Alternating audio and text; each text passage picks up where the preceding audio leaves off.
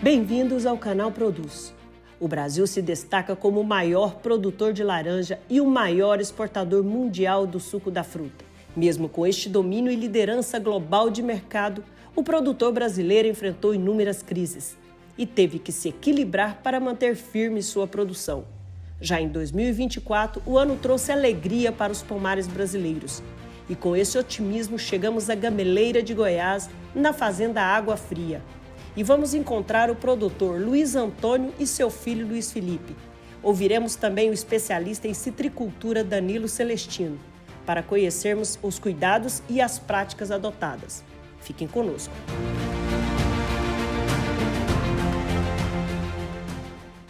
Hoje estamos em Gameleira de Goiás, município riquíssimo e de diversidade incrível. Estamos numa fazenda Água Fria, que traz um dos produtos mais importantes para a economia brasileira, a produção de laranja. E eu estou aqui com vocês, com o seu Luiz Antônio. Quero conhecer essa história, seu Luiz. Ah, sim, com certeza. Vamos contar. Quando que o senhor começou?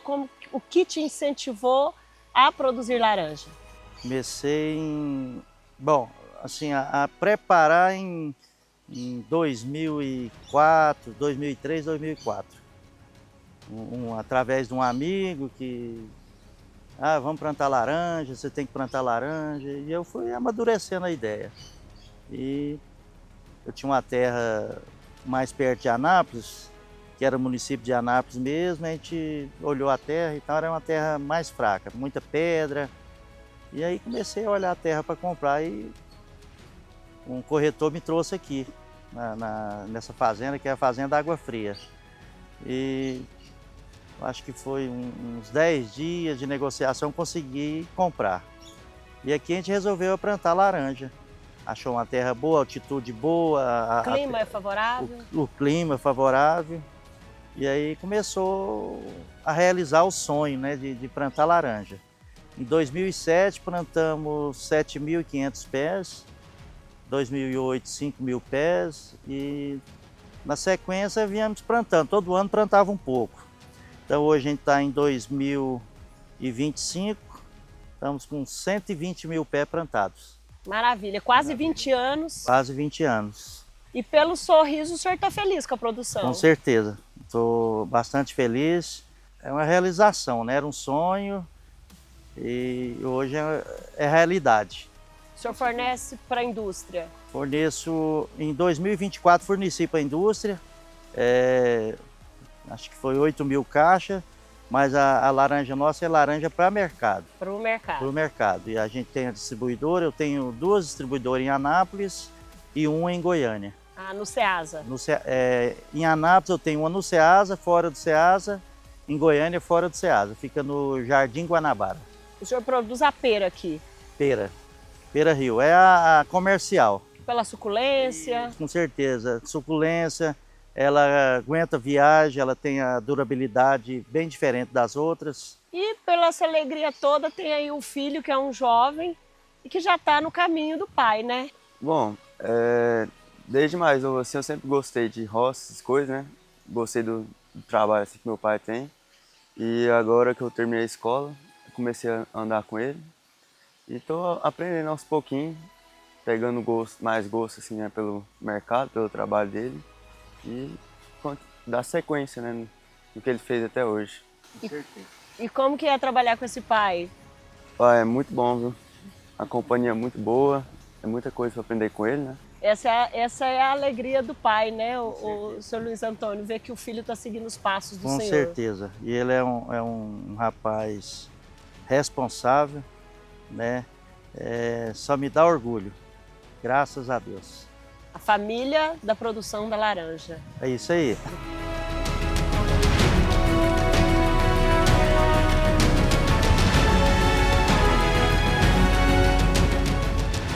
Danilo Celestino, por que se especializar em citricultura? Eu tenho formação em agronomia. Eu sou daqui de Goiás, sou do interior de Goiás, na cidade de Pires do Rio. Então a formação da gente assim no interior é bem voltada a essa parte agronômica. Até pensei em fazer outros cursos, mas acabei terminando fazendo agronomia mesmo. A região que eu moro é de bastante, a gente trabalha muito lá com grandes culturas, soja, milho. e a gente nunca está no meio do que a gente pensa em estar, né? A minha primeira oportunidade de emprego foi na citricultura. Foi uma revenda que trabalhava especificamente com citros. Graças a Deus foi uma boa oportunidade, porque é uma área que, quando eu comecei em 2007, tinha poucos profissionais voltados para essa área. A gente trabalhava com venda, pouca revenda que trabalhava com essa área também, atendendo os produtores. E acabei caindo nessa situação.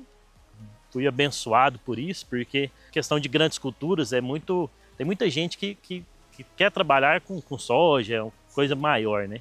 E fruticultura são menos pessoas trabalhando no meio. E eu fui beneficiado por essa oportunidade e peguei gosto pela situação. E desde 2007 até hoje a gente trabalha só especificamente com citros. E trabalhar com o seu Luiz Antônio deve ser muito bom, porque ele tem uma energia muito boa, né? É, bem tranquilo. Um dos primeiros produtores que eu atendi, vindo da revenda, porque eu trabalhava na revenda atendendo os produtores. Eu comecei em 2007, a propriedade foi nessa mesma época, então a gente vinha atender.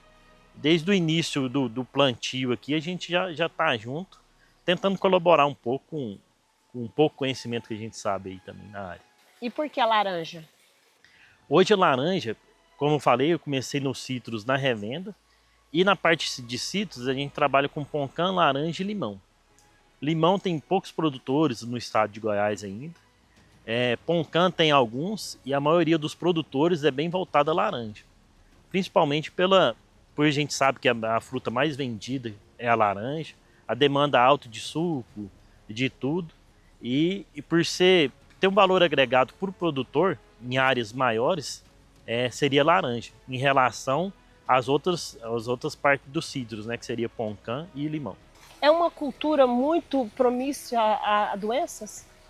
Olha, até o ano passado a gente estava bem cômodo aqui no estado, porque sempre teve doenças normais, pragas normais, como a podridão floral, que é uma doença que dá na flor, prejudica a produção, mas isso aí a gente sempre teve um manejo específico e sempre soube trabalhar.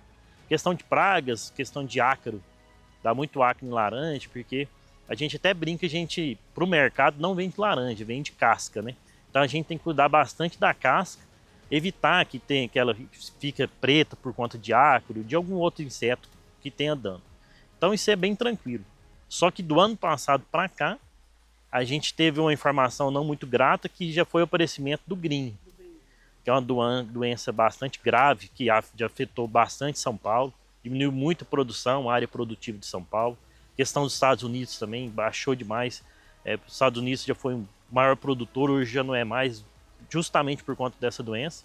E infelizmente chegou no nosso estado também já. Só que, como eu disse, já está tendo as grandes indústrias de São Paulo, são os grandes produtores, eles plantam para esmagar a fruta, para produção de suco. Quanta doença que eu citei, que é o Green, vem devastando esses pomares, eles estão migrando muito para a região de Mato Grosso do Sul. Mas o maior produtor continua sendo São Paulo.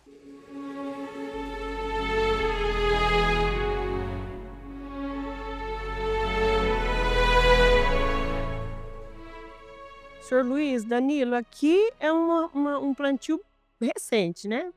Isso aí, esse aqui a gente plantou esse ano. É uma área que era pastagem, depois a gente colocou soja para dar uma melhorada na condição da terra e acabou aproveitando a área e colocou mais essa quantidade de plantas aqui. E esse enxerto de quê? Esse aqui é um porta-enxerto, ele tem um pouco mais de resistência à seca e questão de gomose. O mais usual, os pomares mais velhos nossos aqui, é tudo limão-cravo. O limão-cravo é bem resistente à seca, mas ele não gosta muito de água. Como o pomar é 100% irrigado, a quantidade de água por ano é grande na raiz, então tem muita morte de planta. Então a gente, para sair dessa mortalidade, dessa quantidade de plantas mortas, a gente começou a trocar os porta-enxerto. Aí o citrandarim, ele tem um pouco mais, como se fosse tem um pouco das características do limão-cravo, mas com resistência à doença de solo, que é a gomose. Então a gente resolveu trocar. Aí o porte de planta, a produtividade é um pouco equiparado com o do limão-cravo, com esse porta-enxerto, e com mortalidade menor. Essas mudas vieram de onde? São Paulo. São Paulo. É, Tá. E ela já vem pronta com o enxerto. Isso, pronto. E é vocês que escolhem. Isso, aí a gente faz tem a demanda da gente aqui e faz o pedido pro viveiro da quantidade de qual que é a variedade, o porta-enxerto que a gente vai utilizar. Qual que é a idade dessa planta? ela de plantio tá com 10 dias. E qual a idade que ela começa a produzir? Esse pomar aqui a gente ele hoje não tá com a mangueira aqui, mas é pomar irrigado, de gotejo. E com 1 ano e meio já tem produção. Não é uma quantidade grande não, mas daqui 1 ano e meio a gente já consegue ver frutos da maioria das plantas. Ela já está um tamanho que não é uma planta adulta, mas já está É produzindo. uma planta nova, recém-plantada ainda, pouco tempo de plantio, mas que já tem uma capacidade que a gente faz por onde uma irrigação. O porte dela já aguenta uma quantidade mínima de frutas que a gente começar a colher. E qual o manejo desse solo para vir com essas mudas? O que é colocado nele? O primeiro passo da gente aqui é a questão de análise de solo, para saber como que está a questão de fertilidade e correção, né? Para ser feito correção de solo. E na maioria das vezes a gente coloca no plantio fósforo, uma fonte de fósforo para poder incorporar. O fósforo é pouco móvel no solo. A gente coloca para deixar incorporado e matéria orgânica. Questão de cama de frango, algum tipo de matéria orgânica, para depois a gente vir fazer o plantio. Você falou que aqui era um campo de soja, né? Sim. Por que a soja? Bom, na verdade tinha sido laranja. Sim. Uma parte era laranja, a outra era mexerica, pocã. A mortalidade foi muito grande aqui, não sei o porquê. Então resolvemos tirar, e a soja ela corrige bem o solo, né? Então a gente plantamos 1 ano de soja e já voltamos com a laranja de novo. E qual é o manejo que eu uso para já fazer a planta crescer, já protegendo ela de algumas doenças? Para crescimento é água e nutrição. Só. Água e nutrição. E manejo de pragas é a inspeção que a gente faz aqui mensal para ver a necessidade de combate, de eventualidade aí de pragas, né? Então, tem algum ataque de formiga? Tem também. Tem também. Você até vê essa questão, essa caneleira, essa proteção de tronco aqui é por alguns motivos. Uma delas é contra a formiga. Proteção de formiga. Pomar novo, planta nova, dá muito broto do porta-enxerto, então protege esses brotos. E questão de herbicida. Então isso aqui é para proteger da formiga. Uma das funções é a proteção de formiga. Entendi. Olha que legal. Não é 100%, mas já é uma ajuda. Ajuda. Ótimo, ótimo.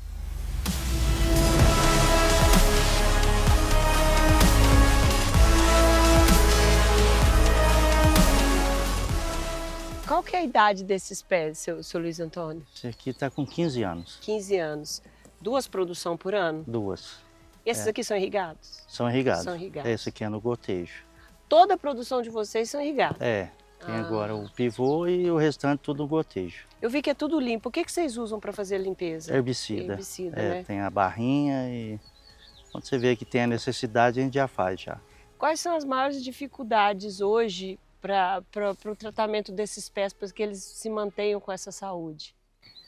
São vários fatores, né? A gente tem que estar em constante manutenção de visitas e tudo, por conta de praga, de doença, o manejo do mato, porque nem sempre a gente também consegue, devido ao clima, chuva, tá trabalhando 100% na risca, né? A gente tenta antecipar um pouco os problemas para poder ter uma melhor produção, que nem o controle de mato, a gente deixa o mato crescer um pouco, até essa parte do meio aqui, essa rua tá um pouco mais fechada, a gente tenta deixar o capim um pouco mais alto para depois vir com a roçadeira e jogar a palhada debaixo das plantas para dar um pouco de matéria orgânica, abafar um pouco o mato que cresce embaixo da planta também, para diminuir um pouco de herbicida, para diminuir um pouco do manejo, questão com defensivo, né? Hoje nós estamos aqui, o cheiro tá uma delícia, né? Gostoso do pomar de laranja. Mas você falou que a semana que vem já tem um cheiro diferente. Como que é essa pulverização que você faz? Hoje a gente tem hoje ainda a principal praga da gente aqui dentro do pomar se chama ácaro da falsa ferrugem. É um ácaro que a gente consegue ver só através de lupa, e ele tem um aparelho sugador que ele vai picando a casca da fruta e vai soltando o sumo, né? A parte oleosa do fruto. E com essa parte oleosa, a hora que bate o sol, queima. E a gente precisa vender um fruto um pouco mais limpo. Para o combate dessa praga, a gente usa um produto orgânico, que é o enxofre, um pouco mais concentrado. Então a gente faz várias aplicações de enxofre via folha por ano para o combate do acre da falsa ferrugem. Ô, senhor Luiz, qual que é a preocupação com o green, que já está chegando no estado de Goiás?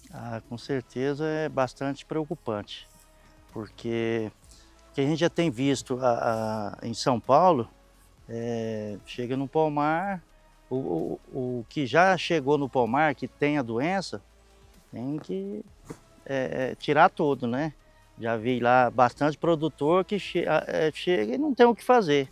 A defesa de São Paulo chega e tem que eliminar. O Danilo, tem alguma preocupação do governo do estado em relação a essa preocupação agora do green chegar no estado? A gente tem muito contato com o pessoal da Agrodefesa, eles têm atuado em visitas em campo, né? Mas a legislação chega até a certo ponto. Eles não têm hoje o poder de chegar e obrigar o produtor a arrancar as plantas. Que, no entendimento da gente que está aqui na ponta, eu como consultor do produtor, o produtor que é a viabilidade econômica dele é o pomar produzindo, então a gente fica bastante preocupado. Porque onde que deu esse green aí, são pequenas propriedades, muitas das vezes não são comerciais. Então, no nosso pensamento, deveria começar um pouco o processo de arranquio dessas plantas, sabe? Então isso aí tem que arrancar. Porque a doença ela é transmitida por um vetor. Ele chama psilídeo e ele é muito pequeno, mas ele tem uma quantidade de voo de alguns quilômetros por dia. Então, pega essas propriedades pequenas que não tem tanto manejo com inseticida, controle da praga, essa praga vai sendo contaminada de um pomar e vai passando para outros, e assim como aconteceu em São Paulo, vai disseminando em outros pomares por conta do não arranquio do foco, que é a planta infectada, né? A gente tem que ter o combate com o inseto, mas tem que retirar essas plantas infectadas para tentar dar uma sobrevida maior, né? Inclusive, uma preocupação de vocês é os pomares domésticos também, né? Que pode estar com esse tipo de propagação dessa doença e eles não sabem, né? Por não conhecer. Que na região que deu, na cidade que deu, tem muito chacareiro, sabe? Chácaras pequenas e tudo, que todo mundo tem plantio de citros dentro dessas chácaras, né? Então, fica complicado de ter esse controle. Até a gente tenta pedir a Agrodefesa, a gente sabe da pressão que eles têm também e das mãos atadas que acaba tendo, mas é justamente isso, o inseto voa, vai de um pomar não comercial ou um chacareiro, uma propriedade assim, e vai disseminando para as outras até chegar nas áreas mais produtivas, né, nos produtores um pouco maiores, né? Valeria, então, hoje uma ação um pouco mais agressiva do governo do estado em relação a proteger dessa doença, né?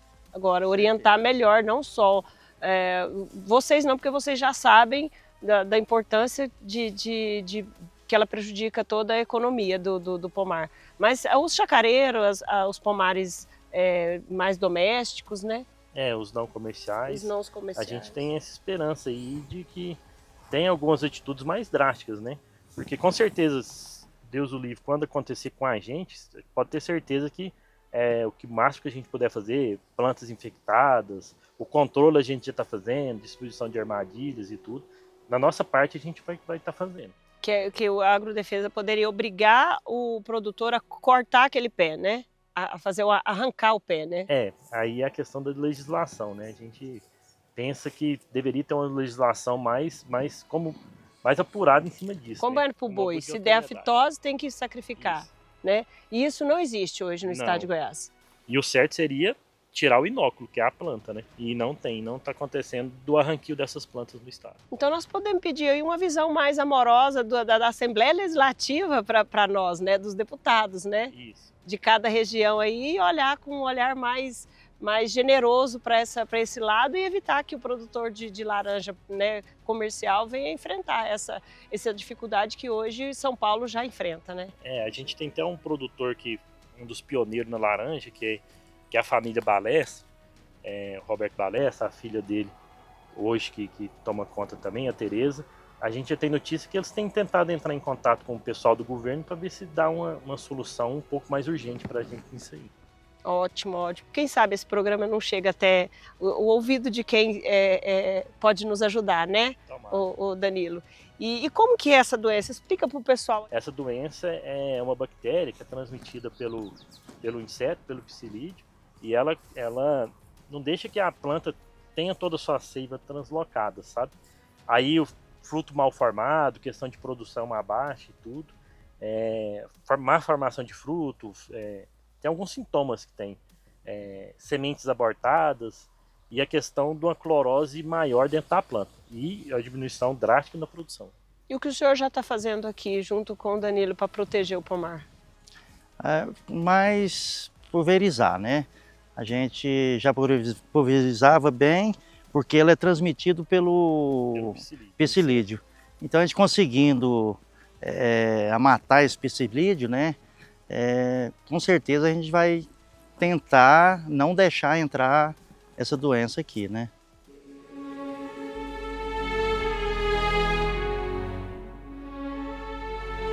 Seu Luiz, essa laranja aqui, ela já está pronta para vender no mercado? Ela está quase pronta. O que eu preciso nela aqui mais? Essa casca dela ficar um pouquinho mais lisa. O cliente do mercado é bem exigente. Ele quer casca lisa, casca bonita, Cor, limpinha, cor amarela. E tem que ter caldo, né? Tem Então que ter ela já está quase soltando o caldo já está quase pronto, mas precisava um pouquinho mais da casca fina. Então o tamanho é esse, da pera. Tá ideal. E tá ideal. Qual o custo hoje da caixa de laranja vendida no mercado? Hoje a gente vende aqui na roça 40,8, né? Em média de 100 a 110 reais. A caixa com 40 kg e 800 gramas. Que a gente manda para o depósito. Certo. Então, em vista dos outros anos que o produtor de laranja sofreu muito com os preços, esse ano, esses últimos anos, tá bem? Com certeza. Principalmente o 2024. 2024 foi um cenário diferente. Positivo. Já por causa do problema em São Paulo, né? Por causa do green, que os produtores foram precisos de arrancar muitos pés. Foram prejudicados. Foram prejudicados, com certeza. O senhor não trabalha com a exportação? Não. Mas para exportação é exigido um pouco, tem mais exigências. Com certeza. Mais documentações, pulverização diferente, né? Com certeza que para importação, eu não sou bem por dentro, sou leigo nisso aí, mas com certeza existe, sim. Nós estamos aqui num pomar de irrigação com pivô. O que é o custo para implantar um pomar desse? Atualmente, hoje eu não sei te falar, que esse aqui já está com 4 anos, 4 então anos. a coisa mudou muito. Mas é bem caro. É caro, mas é satisfatório porque o senhor consegue ter uma produção maior. Com certeza a produção é diferente do gotejo. Ainda tem alguns que digam que não, mas a experiência aqui que a gente está vivendo é outra. A gente sabe que o pivô, ele rende mais aí de 10 a 15, até 20% a mais do que o gotejo. O senhor falou para mim que o senhor não trabalha com a indústria, né? O senhor não vende para ela, o senhor vendeu pouca coisa. Vendi pouco, agora em 2024 eu vendi. Certo, o senhor vende direto. Direto. Isso é bem melhor, isso dá mais trabalho, mas é bem melhor, né? O senhor consegue preços melhores. Dá mais trabalho, tem que ter um fruto melhor, o fruto tem que ter aparência, tem que ter caldo, porque o mercado ele é exigente. A indústria não, a indústria se ela tiver caldo, não tendo aparência não pode, mas tem que ter caldo também para a indústria. Então sim. Já facilita um pouco a indústria, mas eu ainda acredito mais no mercado. Então hoje a fazenda, a propriedade, ela atende o mercado de Goiânia e o mercado de Anápolis. Isso, com certeza. No Ceasa a gente ainda manda para Tocantins, Pará, né? Mas daqui eu mando para o Ceasa, que a loja do Ceasa é minha também, e a loja do Ceasa manda para Tocantins, Pará, e a loja que eu tenho fora do Ceasa atende só o mercado interno mesmo.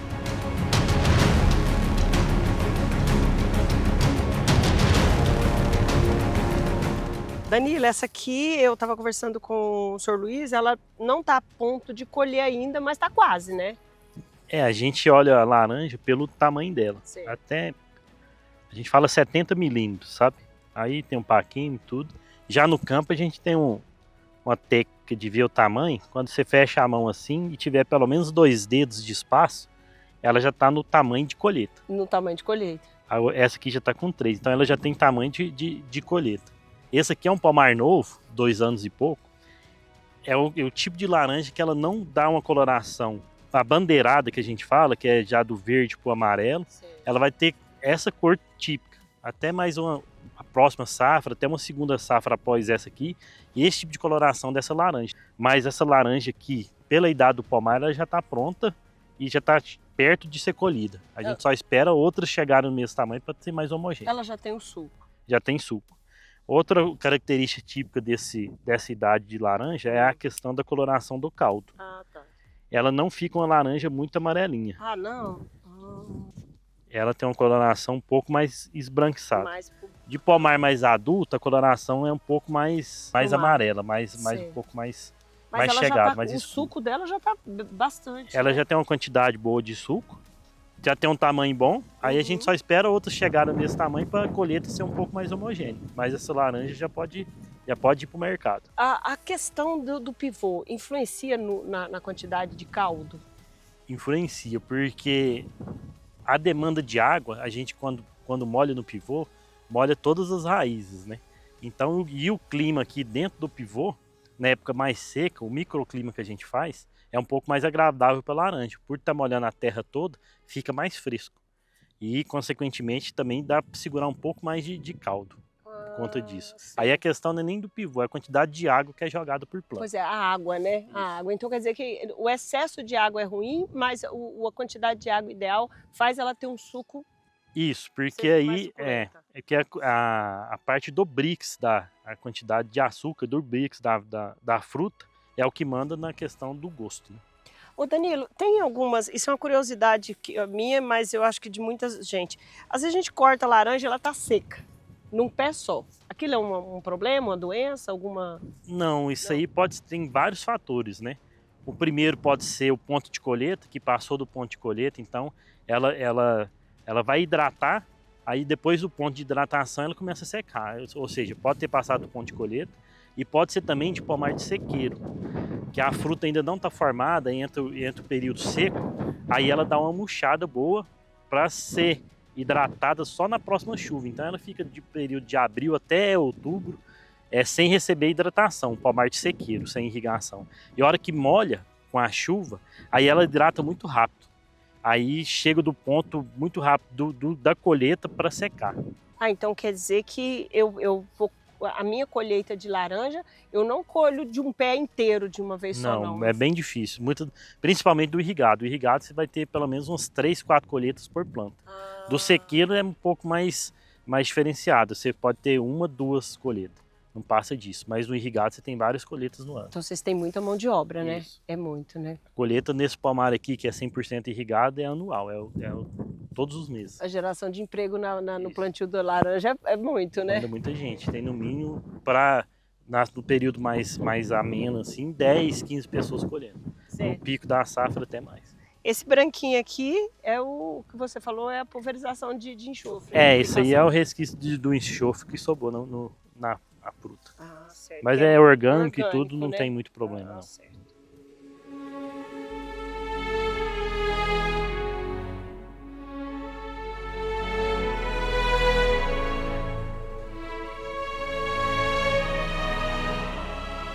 Seu Luiz Antônio, é maravilhoso estar nessa propriedade, ver essa produção tão bonita e saber que o senhor está com alegria. Quer dizer que deu tudo certo. Deu, com certeza deu certo, tá dando, né? Cada dia é um dia, né? Todo dia a gente tem os novos desafios, né?